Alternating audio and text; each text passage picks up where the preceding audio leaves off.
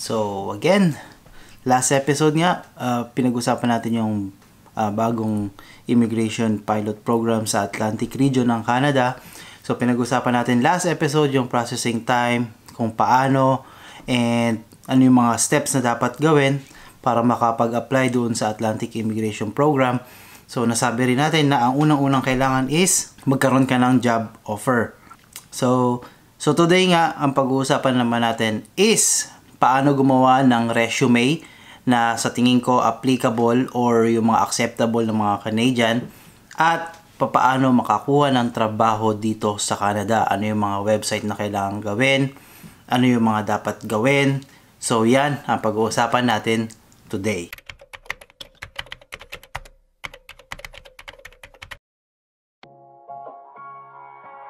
Welcome back po dito sa Buhay Canada. I'll just talk to them, okay? Buhay natin sa Winnipeg, Manitoba. So makitrip at makitravel dito sa amin sa Buhay Canada. So right here, Norwich Mountain. Pinalik ng turning over. Woo! And yes, again, welcome back po dito sa Buhay sa Canada. And if this is your first time watching me onto this video, I am John, content creator ng Buhay sa Canada. Kasama ko pa rin sila Pinoy at Emersonic. Again, this is just a disclaimer. Again, disclaimer. Yung sinasabi ko lang po is base po sa experience ko. Ano po yung nag-work sa akin na pwede ko pong i-share sa inyo.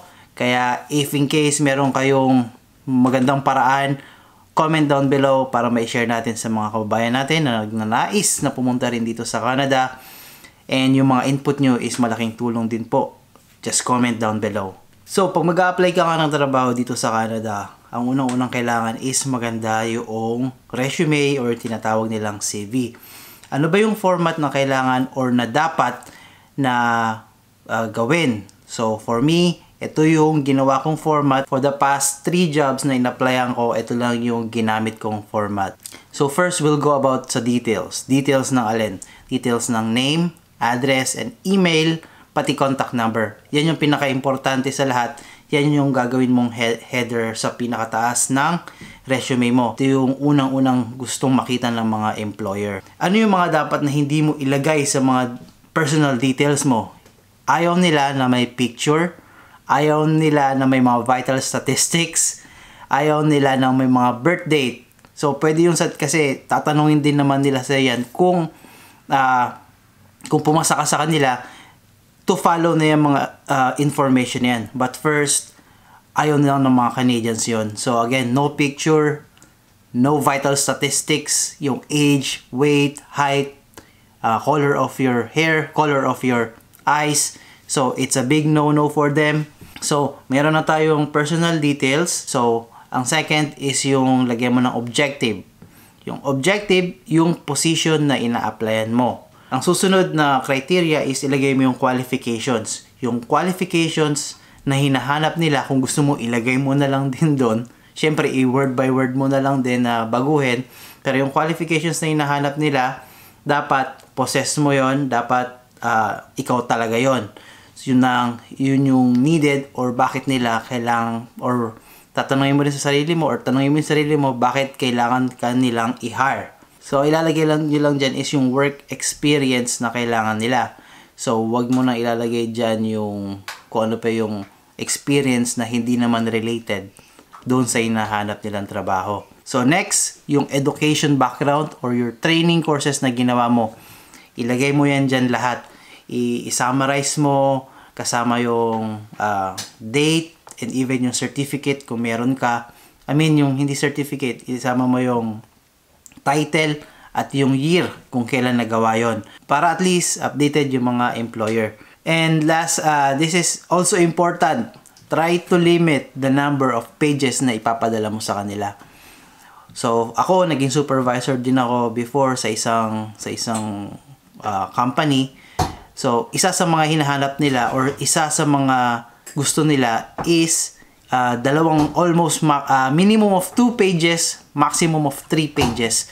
Kasi sa totoo lang, hindi naman babasahin lahat na nakalagay dyan. Ang pinaka-importante lang is yung mga detailed information na kailangan nila. So, yung mga Canadians, ayaw nga nila ng more than 3 pages. So, pag nakakita sila ng more than 3, sigurado yon, hindi na nila babasahin yon, hindi na nila i-entertain yon. The simplest, the better, na madaling maintindihan na yung qualifications na hinahanap nila is nandoon mismo sa resume mo. So again, you can include yung mga certificate or yung mga training courses mo in a separate attachment. Pero wag mo siyang isasama doon sa mga documents mo, doon sa resume mo. Okay, moving on. Doon na tayo sa papaano nga ba mag-apply ng trabaho. Specifically, sinubukan ko yung mag-try na maghanap ng work sa Atlantic region ng Canada. So, again, unang-una sa Atlantic region, ang kailangan mo is job offer. Yun ang pinaka-importante para ma-qualify ka at para makapag-apply ka doon sa bagong program nila.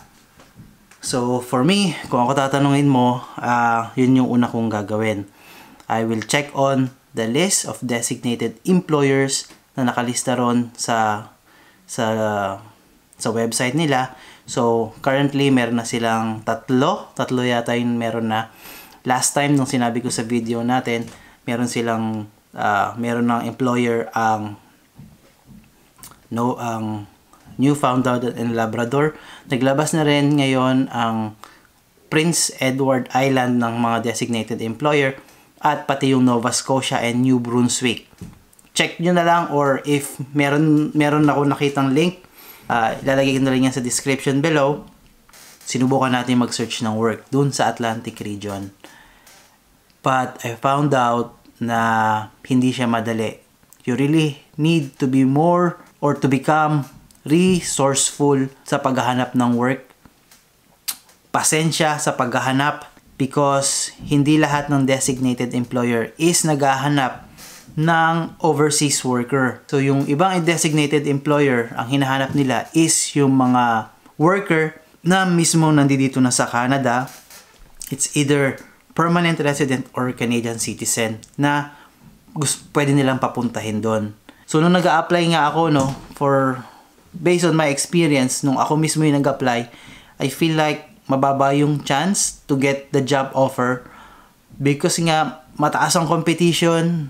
Inuuna muna nila yung locals nila, inuuna muna nila yung mga nandito na sa Canada, and kapag wala talaga silang makuha or ma-hire or wala talaga nag-apply doon for that certain job, that's the time na maghahanap na ngayon sila ng international worker or yung mga overseas worker. So for example na lang yung ginawa ko, chinek ko yung list, yung mga designated employers na nakalagay doon sa Newfoundland.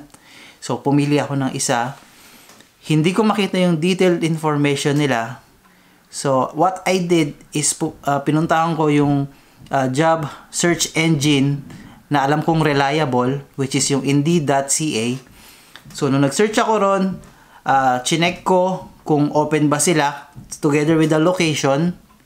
And then, para makuha ko lang yung detailed information kung ano ba yung qualifications ng hinahanap nila or ano ba yung mga criteria or ano ba yung mga requirement at even yung email na pwede kong pag-applyan. So, chinek ko siya.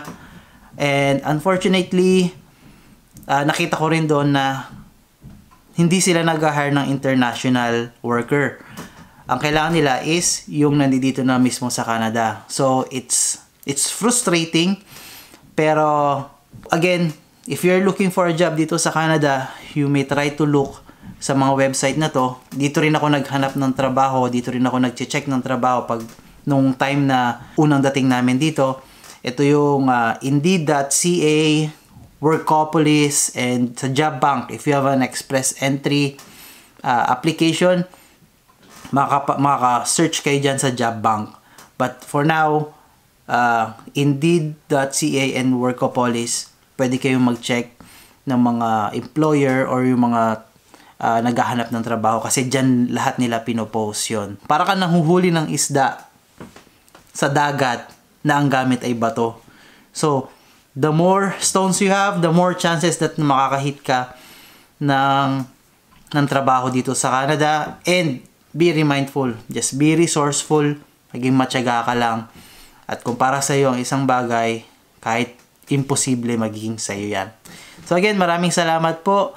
If you think this video will help you a lot to your journey dito sa Canada, just comment down below, hit the like button, and if you are a first timer here dito sa channel natin, if you haven't subscribed, subscribe to our community and be part of this journey dito sa buhay sa Canada. And again, we will see you on to the next video. Maraming salamat po. Ciao!